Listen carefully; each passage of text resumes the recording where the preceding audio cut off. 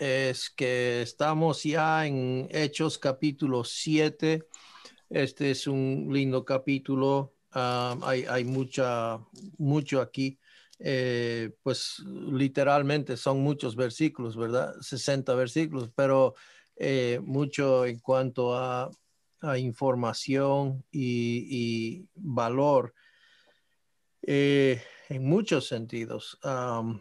Eh, Apreciamos el resumen que le da Esteban, un hombre que conocimos en el capítulo 6, que era lleno de gracia y de poder, hacía grandes prodigios y señales entre el pueblo.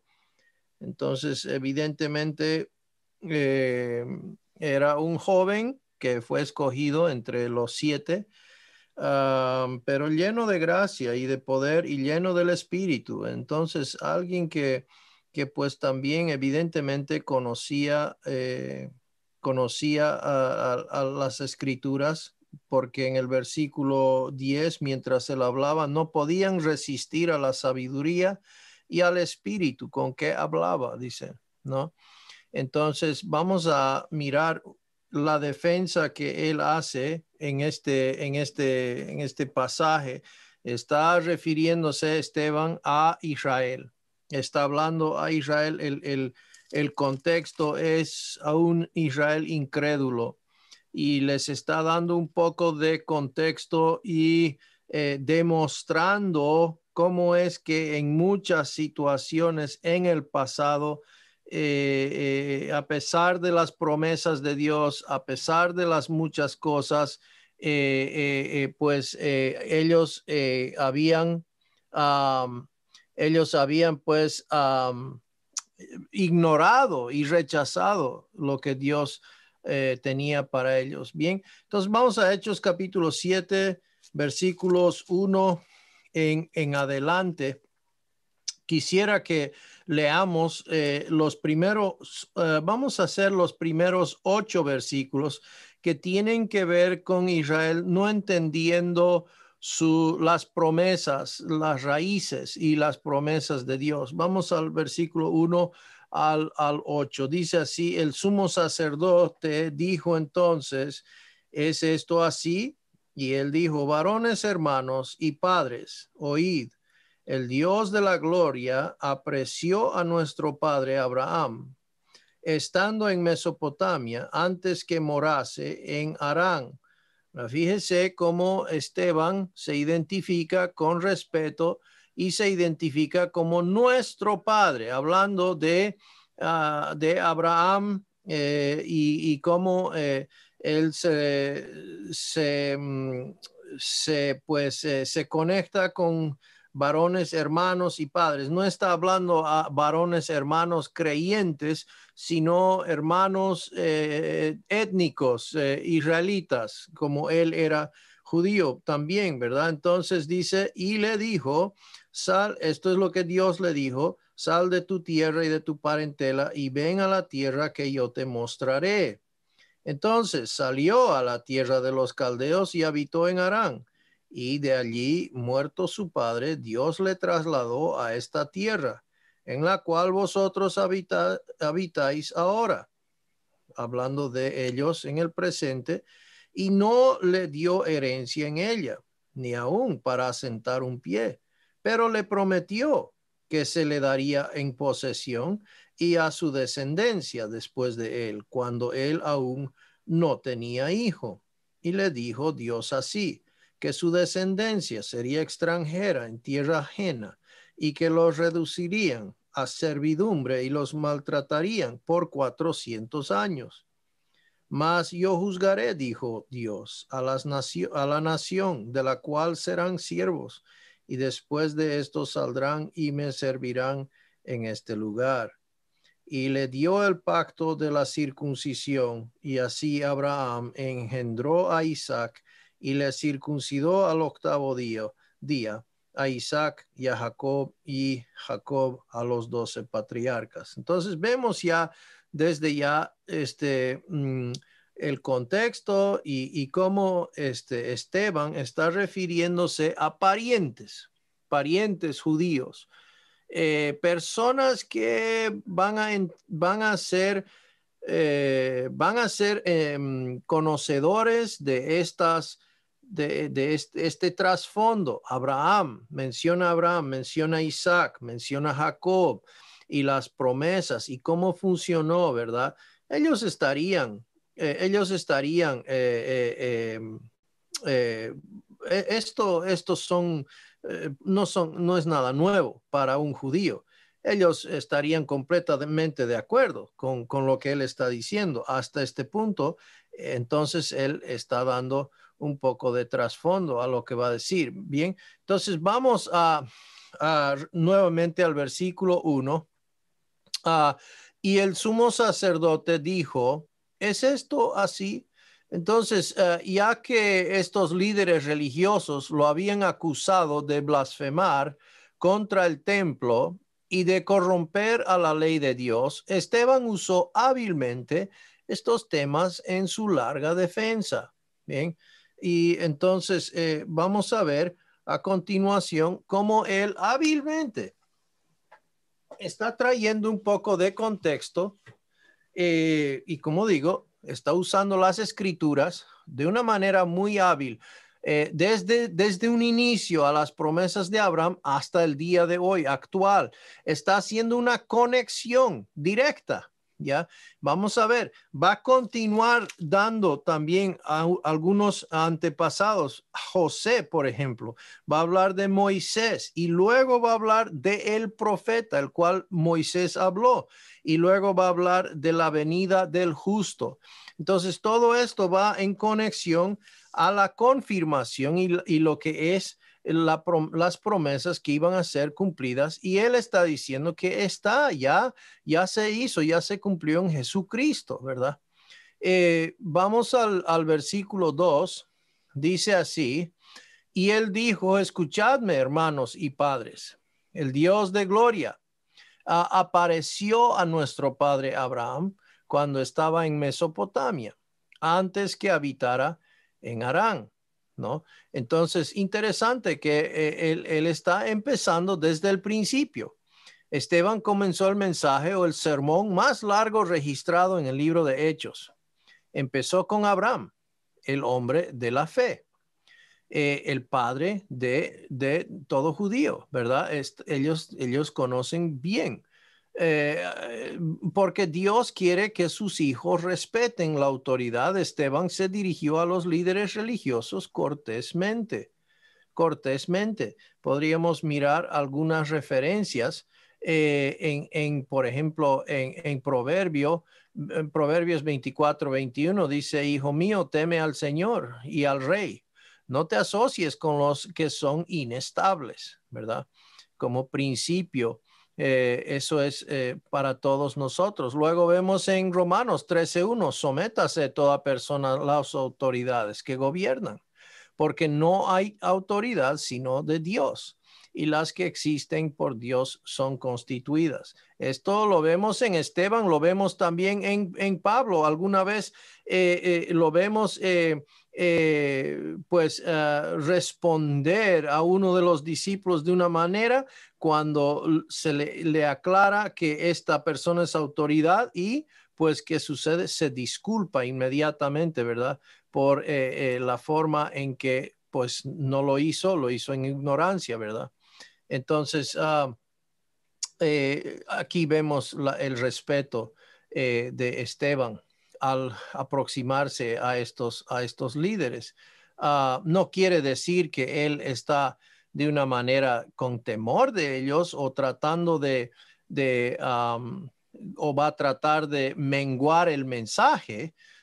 Simplemente lo está haciendo, se está dirigiendo en forma respetuosa, usando el nombre de Dios, asociado a menudo con el templo, el Dios de la gloria. Esteban estableció que la gloria de Dios nunca había sido confinada únicamente al templo. Y esto era un tema importante que va a ir mencionando esto más adelante también.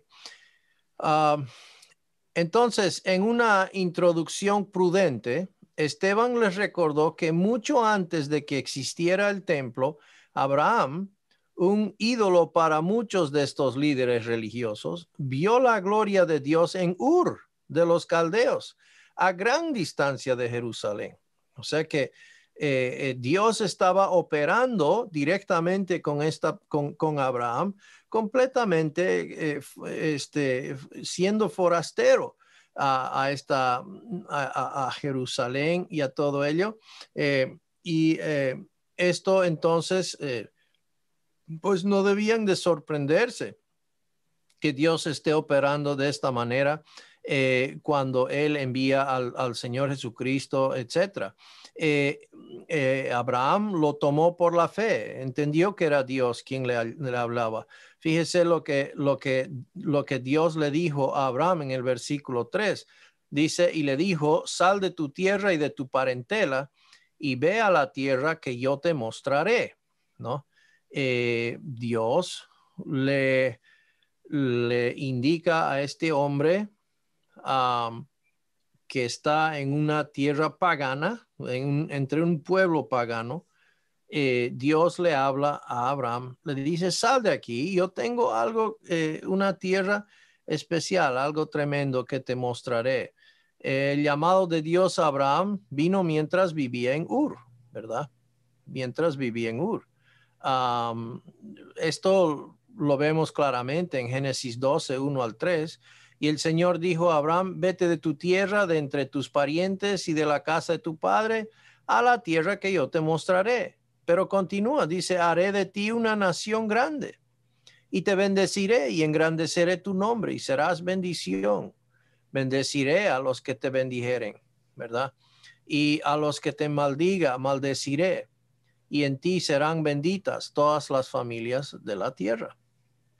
Entonces, Dios llamó a Abraham cuando él estuvo en Ur.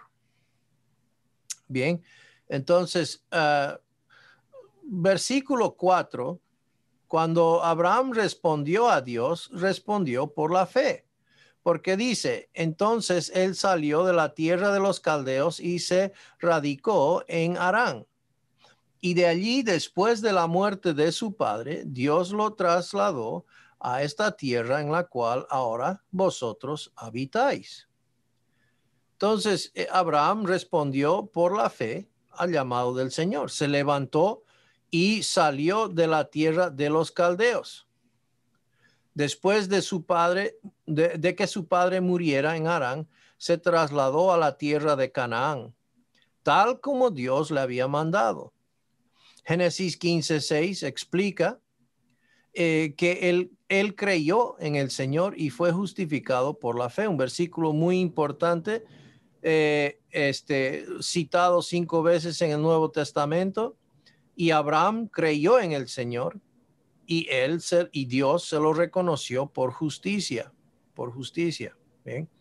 Entonces, Abraham creyó al Señor, simplemente creyó lo que Dios le había dicho, creyó el Dios que le habló, ¿verdad? Que le dijo, no tanto creyó en la promesa, sino creyó en que Dios iba a cumplir con la promesa y que Dios era quien decía ser, y pues Dios se lo reconoció por justicia.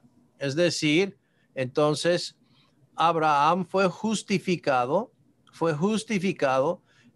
mediante la fe. Él estaba mirando la redención, estaba mirando hacia adelante, hacia la obra que Dios iba a hacer, ¿ya? Para hacer que él pues sea acepto delante de Dios, ¿verdad? Reciba perdón de pecados, etcétera. Ahora, él estaba mirando hacia el día de Jesús, ¿no? Juan nos menciona aquello. Él no sabía que su nombre sería Jesús, no sabía que Jesús tal vez, muchos detalles que hoy día sabemos, ¿ya? Pero sí sabía que Dios iba a enviar a su profeta, iba a venir uno, que Dios iba a enviar, iba a dar el rescate Entonces, Abraham creyó en aquel que iba a venir y a su simiente, ¿verdad? Que iba a traer bendición a todas las familias de la tierra. Y entonces Dios le otorgó, Dios le acreditó su justicia. Ahora, versículos 5 al 7. No le dio en ella heredad, ni siquiera la medida de la planta del pie. Sin embargo, aunque no tenía hijo, prometió que se la daría en posesión a él y a su descendencia después de él. Luego el versículo 6, y Dios dijo así, que sus descendientes serían extranjeros en una tierra extraña y que serían esclavizados y maltratados por 400 años. Interesante, ¿verdad? Que Dios dé esta profecía tan explícita, tan precisa, hablando del tiempo de esclavitud. A partir de, y vamos a mirar esto un poco, a partir de lo que es Isaac, ¿ok? Y como digo, quiero tomar un momento para mirar esto. ¿Por qué? Porque si bien aquí vemos en el versículo 6, habla de por 400 años, ¿verdad? 400 años. Sin embargo, vamos en nuestras Biblias. Quiero mostrarles Éxodo,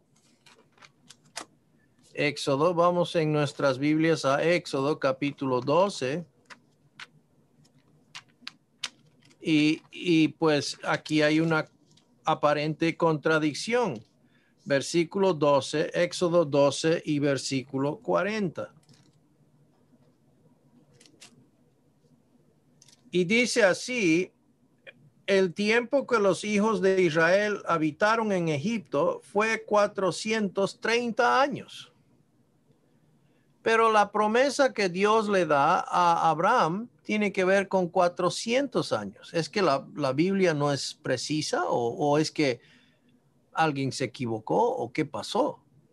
Y la verdad es que uno a veces cuando vemos estas diferencias o aparente contradicciones, pues a veces nos da un poco de, preferimos dejarlo. Y la verdad es que deberíamos más bien animarnos, hermanos, a buscar y a escarbar, porque hay algo detrás, yo le aseguro, hay algo detrás que es hermoso de lo que está pasando. Ahora en Éxodo vamos a mirar alguna de estas referencias. Vamos a Génesis capítulo 17 y Génesis 17:7. Y vamos a regresar a mirar esto, pero vamos a mirar estos versículos un poco porque es bastante interesante. Génesis 17:7 dice: y estableceré mi pacto contigo y con tu descendencia después de ti, por todas sus generaciones, por pacto eterno, de ser Dios tuyo y de toda tu descendencia después de ti. Entonces, el pacto que Dios va a establecer aquí en este contexto es con su descendencia, es decir, específicamente empezando por Isaac, ¿verdad? Vamos a Génesis 15:13. Aquí tenemos lo que Dios prometió y le dijo, las palabras que Esteban está citando. Es que es impresionante de que estos de la nueva, no es supuesta herejía, que están enseñando una nueva manera, están manejando las escrituras de una manera más consecuente y continua que los mismos líderes religiosos. Lo están conectando todas las promesas y todas las cosas que Dios había estado hablando y lo tienen con una manera mucho más clara que los mismos líderes, ¿verdad? Supuestos que supuestamente eran eruditos, ¿verdad? Dice entonces, Dios dijo a Abraham, ten por cierto que tus descendientes serán extranjeros en una tierra que no es suya, donde serán esclavizados y oprimidos 400 años. Ahora, esto es aproximadamente 200, si no me equivoco, creo que son 130 años o algo así, o 270 años, si no me equivoco, 270 años antes de lo que va a suceder, que van a ser oprimidos. Y en realidad, el tiempo de esclavitud que ellos tienen en Egipto no es 430 años, tampoco es 400 años. Entonces, ¿qué es lo que se está contando aquí? Bueno, Éxodo capítulo 12 está contando desde el momento que Dios le da la promesa inicial a Abraham. Luego los 400 años está contando a partir de Isaac. Luego, bueno, pues en realidad creo que si no me equivoco, el tiempo preciso de esclavitud de Israel fue en realidad algo de 270 años, no fue 430 ni 400. Pero lo que es interesante es el contexto en el cual se está empezando a contar. Y vemos pues la fidelidad de Dios de guardar sus promesas. Dios está contando desde el primer día que Dios hizo la promesa a Abraham, 430 años. Lo tenemos en Éxodo 12. Pero Dios también está contando desde el momento que Dios estableció porque dijo en Génesis 17:7, con su descendencia, con Isaac iba a hacer el pacto, ¿verdad? Entonces cuenta 400 años. Entonces todas estas cosas nos dan, hermanos, un gran aprecio por quién es Dios y su fidelidad para con sus promesas, ¿verdad? Dios cumple. Dios es un Dios de promesas y las guarda, las cumple. Luego vemos en Éxodo 3:12, dice así, y le dijo, ciertamente yo estaré contigo y la señal para ti de que soy yo el que te ha enviado será esta: cuando hayas sacado al pueblo de Egipto, adoraréis a Dios en este monte. Esas palabras lo está hablando Dios a Moisés. Y esto es cuando Dios primeramente se encuentra con Moisés en el monte Sinaí, cuando está ¿cómo se llama? El arbusto este que está en llamas, ¿verdad? Que está en la zarza ardiente, ¿verdad?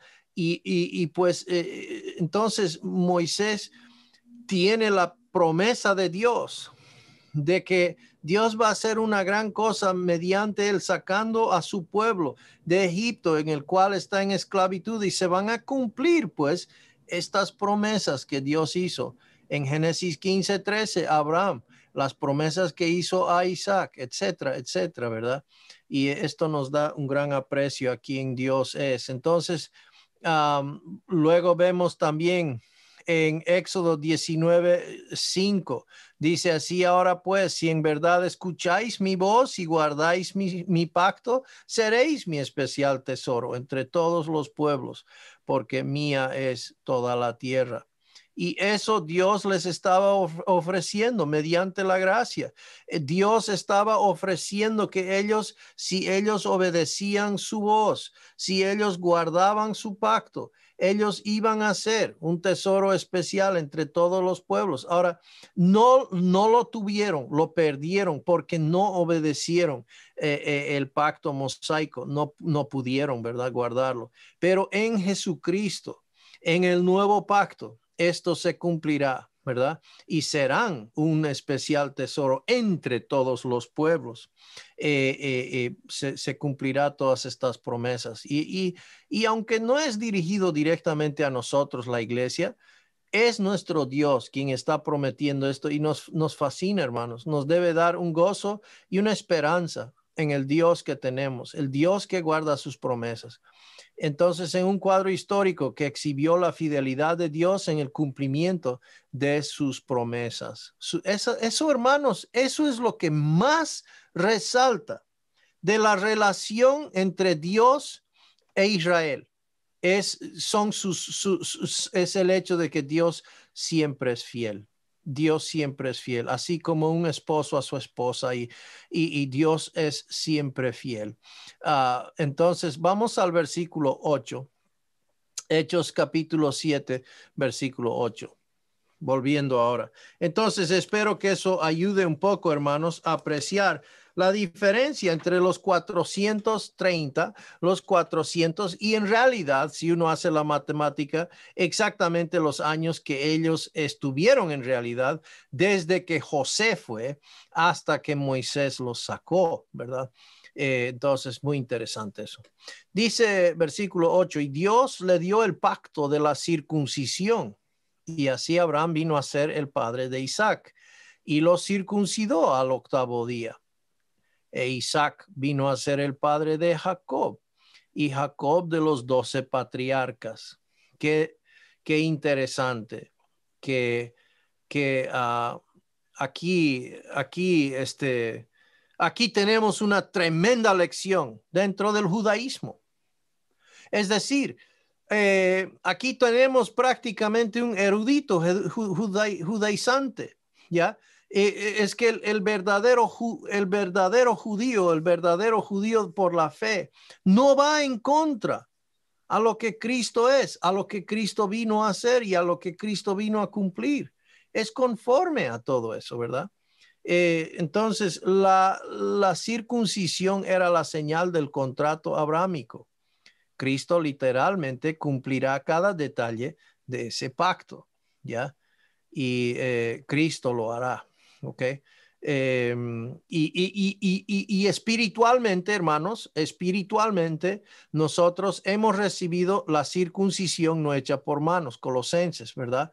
Hemos recibido una circuncisión no hecha por manos, una circuncisión espiritual. Un día todo Israel recibirá la circuncisión de sus corazones y será un pueblo que da gloria a Dios en todos los sentidos. Esteban comprime la historia de Israel. Fíjese qué interesante. A pesar de que omite muchos detalles conocidos por estos judíos, nunca contradijo las escrituras, ¿verdad? Y entonces él está sacando, resaltando ciertos acontecimientos importantes, ¿verdad? Para destacar el hecho de que al final y al cabo, este justo enviado por Dios es pues es el cumplimiento de la promesa de Dios, que no deben sorprenderse, ¿verdad?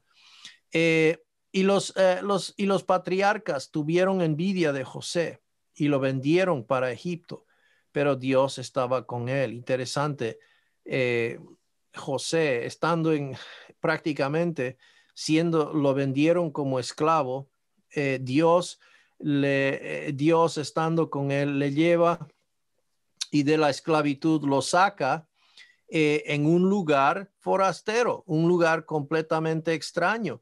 Y Dios hace que José florezca y traiga bendición a Egipto, ¿verdad? Al menos ante el faraón en el cual él sirvió. Esteban continuó entonces su lección de historia centrándose en José.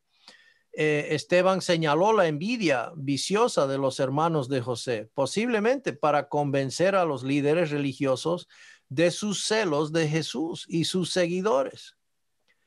Tal vez posiblemente resaltó este versículo por esa razón. Dice, y los patriarcas tuvieron envidia de José y lo vendieron para Egipto. Pero Dios estaba con él. Dios estaba con él y Dios lo va a usar grandemente a José, a pesar de lo que los hermanos hicieron con él, ¿verdad?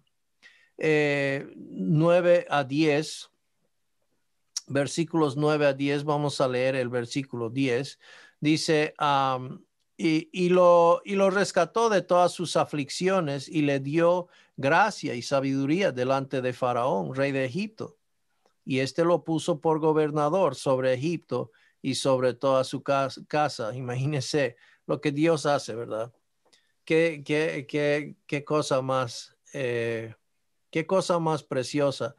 Como Dios, a pesar de que ellos desearon hacerle daño, ellos desearon arruinarlo por celos, ¿verdad? Ellos querían el aprecio del Padre, o sea, el favoritismo del Padre, o no quisieron que él tenga un cierto privilegio delante del Padre, y se quisieron deshacer de él vendiéndolo, ¿no? Aprovechando ganar un poco de dinero en vez de matarlo, porque lo querían matar. Pero Dios lo usó para bien. Y la historia de Israel, hoy día estos líderes estaban ahí parados gracias a lo que era José y lo que Dios había hecho mediante José, ¿verdad? A pesar de lo que quisieron hacer con él, a pesar de que José no estaba dentro de la tierra prometida, Dios estaba con él en Egipto. Este ejemplo histórico reforzó la verdad de que Dios no está confinado o limitado a la tierra de Israel, y mucho menos a un templo hecho por hombres, ¿ya? Entonces estos hombres deberían pues entender un poco más acerca de que Dios no está, no tiene favoritos, no está específicamente centrado a un templo. Y luego vamos a ver que Esteban menciona, ¿verdad? Eh, Menciona Salomón y el templo de Salomón. Más adelante vamos a ver eso y lo que Dios tuvo que decir acerca de eso. Y el Señor estaba con José, que llegó a ser un hombre próspero y estaba en la casa de su amo, el egipcio, ¿no? Génesis 39:2. Entonces, increíble, pero así fue. Y Esteban está dando estas cosas, está destacando estos acontecimientos para luego llegar a, a decir a estos hombres que prácticamente estaban repitiendo ya lo que Israel ha hecho tanto en el pasado. Lo están volviendo a repetir. Versículo 11. Entonces vino hambre sobre todo Egipto y Canaán, y con ella gran aflicción, y nuestros padres, fíjese cómo dice Esteban, nuestros padres no hallaban alimentos, ¿ya? Mira, hasta aquí todo el mundo, todo judaizante, todo religioso tiene que estar de acuerdo con lo que está diciendo, tiene todo bien claro este joven, ¿verdad? Dios usó el hambre de la presencia de José en Egipto para mover a los patriarcas fuera de la tierra, para su propia protección y la de la simiente venidera, Jesucristo.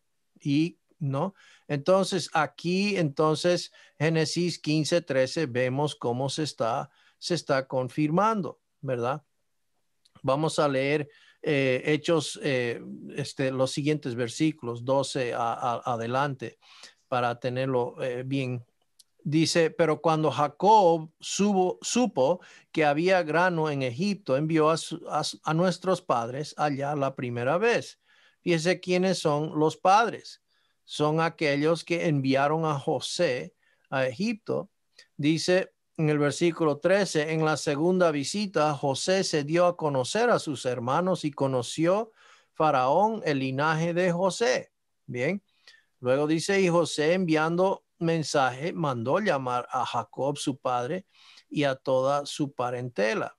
En total, perdón, 75 personas. Ok, entonces Dios va a usar, dice, y Jacob descendió a Egipto y allí murió él y también nuestros padres. Entonces en Egipto murieron, ¿verdad?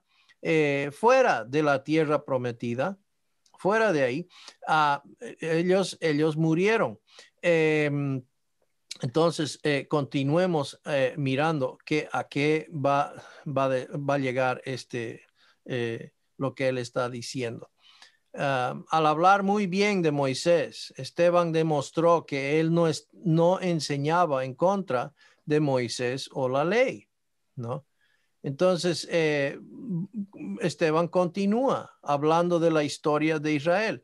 En el versículo 17 dice, pero a medida que se acercaba el tiempo de la promesa que Dios había confirmado a Abraham, el pueblo crecía y se multiplicaba en Egipto. Entonces Dios utilizó el favor que José consiguió, ¿ya? Para proteger, para guardar. Y en realidad entró una familia, o sea, entró una pequeña familia y va a salir una nación. Dios los va a ir madurando a una nación, ¿verdad? Y probablemente unos 200 y tantos años después, cuando salgan, van a salir millones de personas, ¿verdad? De ahí. Y muy interesante, algunos dicen hasta 2 millones de personas cuando salen. Continuemos leyendo, pero versículo 18, hasta que surgió otro rey en Egipto que no sabía nada de José. Ok, ahora sí. Entonces viene un rey que no tiene el aprecio por lo que era la persona de José. Evidentemente, Israel no siguió en los pasos de José tampoco, ¿ya? Tal vez es queriendo usurpar o aprovechar la benevolencia de Egipto para Israel y no sirviendo para traer provecho como lo hizo José, ¿verdad? Quién sabe, pero versículo 19, este rey obrando con astucia contra nuestro pueblo, nuevamente, fíjese cómo Esteban se refiere a nuestro pueblo, maltrató a nuestros padres a fin de que expusieran a la muerte a sus niños para que no vivieran, ¿no? Entonces, obviamente aquí podemos escuchar, ¿verdad? A los religiosos, sí, o sea, así fue, ¿verdad? ¿A qué está llegando este joven? A ver, ¿qué quiere decir? Porque hasta aquí está muy bien lo que está hablando. A ver, escuchemos un poco más. Fue por ese tiempo que Moisés nació. Ahora va a cambiar de José. Años después nace Moisés, nació en medio de este nuevo faraón que no tiene aprecio y está tratando de matar a los niños para que no surjan. Era hermoso a la vista de Dios y fue criado por 3 meses en la casa de su padre, ¿ya? Y luego dice más adelante, bueno, más vamos a ver el resto después. Entonces, el aumento de la población de Israel bajo la opresión egipcia y el cumplimiento de Génesis 15:13 mostraron que Dios estaba con Israel, aún fuera de la tierra. Y hoy día Dios sigue estando con Israel, ¿verdad? Aún en tiempo de la iglesia, ¿verdad? ¿Por qué? Porque hay un remanente. Hay hoy día, el Pablo dijo, el cual yo soy parte. Dios sigue. Ahora no está nacionalmente trabajando con Israel, pero Dios no se ha olvidado de Israel. Entonces Dios está cumpliendo su promesa mediante esta circunstancia allá en Egipto, afuera de la tierra, ¿verdad? Que estos hombres consideraban que era sagrado, etcétera. Eh, Ahora, interesante ese versículo 20 que acabamos de leer, nuevamente quiero mostrarles. Este versículo es muy interesante. ¿Por qué le digo? Porque Moisés era hermoso a la vista de Dios. Cuando miramos el original, ¿ya? Vemos de que hay algo, ¿ok? Vamos a Hebreos capítulo 11. Hebreos capítulo 11. Y vamos a mirar algo interesante aquí. Estamos estudiando el libro de Hechos, así que queremos destacar algunas cosas. No es que era y Hebreos lo dice de otra manera. Hebreos capítulo 11 está hablando de ciertas cosas que personas tenían la vista puesta, ¿ya? Y por ende, por la fe, hicieron lo que hicieron, pues tenían la vista puesta específicamente en aquella promesa o en aquella cosa que Dios les había dado o mostrado. Por ejemplo, en el caso de Noé, Dios le mostró hacer un arca. Noé miró el arca y lo construyó por la fe. Y esto era porque sus ojos estaban puestos en Dios, quien le había dicho que haga un arca, ¿verdad? Lo mismo con todos estos. Y si usted estudia el libro, el capítulo 11 de Hebreos, se va a dar cuenta de que en cada caso tenían un objeto hacia su fe, un objeto en cual su fe estaba puesta. Era obviamente en Dios, pero una cosa específica que Dios les había dado para que confíen. En el caso nuestro, capítulo 12, ¿en qué debe estar nuestra fe? Pues obviamente en el Señor Jesucristo, el autor y consumador de nuestra fe. Hebreos 12, 1 y 2. ¿Cuál es el objeto de nuestra fe? El mismo Señor Jesucristo. Ahora, ellos tenían sombras acerca de lo que iba a ser el Señor Jesucristo. Por ejemplo, el arca. El arca es una sombra de lo que Jesucristo va a hacer para toda la humanidad, ¿verdad? Tenía una puerta, salvó a todos los que estaban dentro de él, etcétera. Pero en el caso de Moisés era hermoso. Vamos a mirar, por favor, brevemente. Los padres de Moisés tenían algo muy interesante por el cual hicieron lo que hicieron de rescatar a este niño. Vamos a Hebreos 11, 23. Por la fe, Moisés, cuando nació, fue escondido por sus padres por 3 meses. Ahora, fíjese lo que dice, porque le vieron niño hermoso y no temieron el decreto del rey. Desobedecieron el decreto del rey. ¿Ok? Pero era ¿por qué? Y no era tanto porque ellos vieron a su hijo hermoso, que era su hijo, ¿verdad? Y todos nosotros vemos a nuestros hijos hermosos. En este caso era porque su fe estaba puesta en que Dios había visto a su hijo hermoso por alguna razón. Y Esteban nos aclara aquello.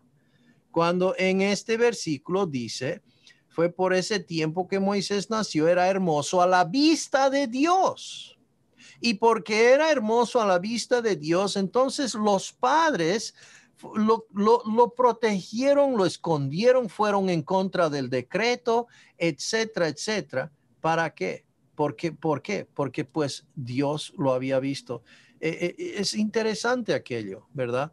Y entonces Hebreos capítulo 11 lo tiene marcado, escrito para nosotros. Los padres de Moisés tenían su fe puesta en Dios, porque Dios había visto algo precioso, era precioso para ellos y hicieron todo lo necesario, inclusive ir en contra de la ley.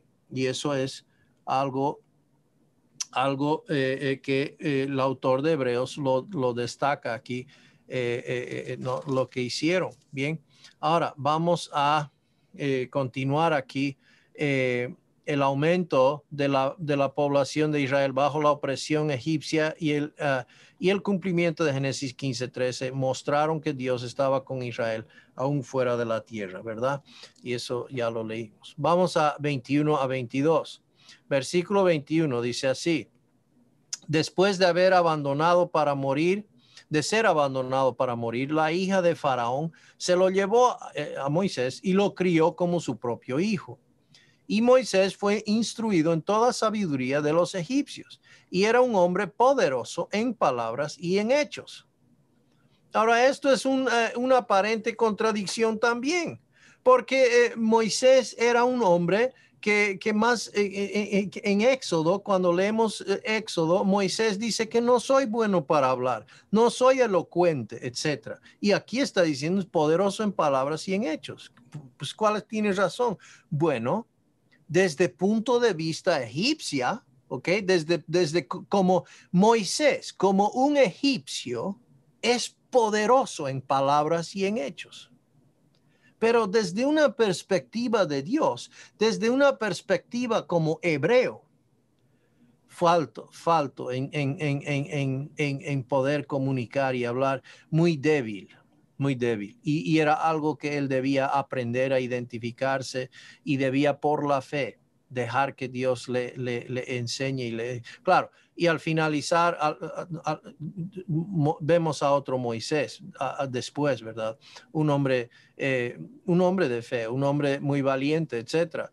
Y bueno, era porque maduró en su fe, ¿verdad? Pero muy interesante entonces entender que mientras era un hombre poderoso en palabras y en hechos, no era un hombre poderoso dentro de los planes y propósitos de Dios. Bien, no le sirvió de nada. Vamos a decir, no es que no sirvió de nada porque Dios sí le estaba educando en las formas y Dios sí le utilizó a Moisés a escribir los 5 libros, donde aprendió a escribir y a leer, donde aprendió y donde obtuvo toda la información para escribir el libro de Génesis, por ejemplo, de Éxodo, etcétera, ¿verdad? Todo eso es parte de su educación en Egipto, ¿verdad? Como hijo de Faraón. Pero de nada sirvió en otro sentido para que él sea utilizado por Dios, porque tenía que aprender a vivir por la fe. Por eso estuvo 40 años en el desierto aprendiendo eso.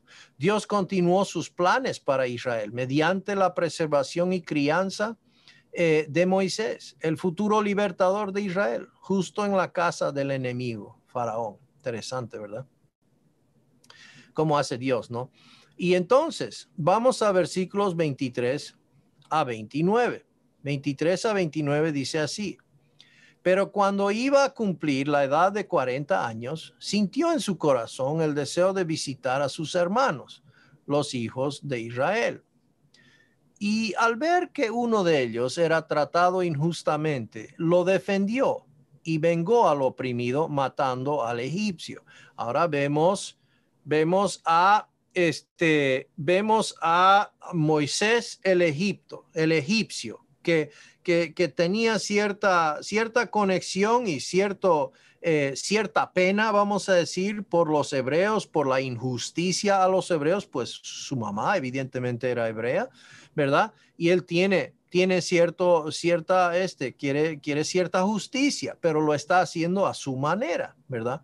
Y vemos aquí que pensaba que sus hermanos entendían que Dios les estaba dando libertad por medio de él, pero ellos no entendieron. Versículo 26, al día siguiente se les presentó cuando 2 de ellos reñían y trató de poner paz entre ellos. Fíjense, diciendo: varones, vosotros sois hermanos, ¿por qué os herís el uno al otro?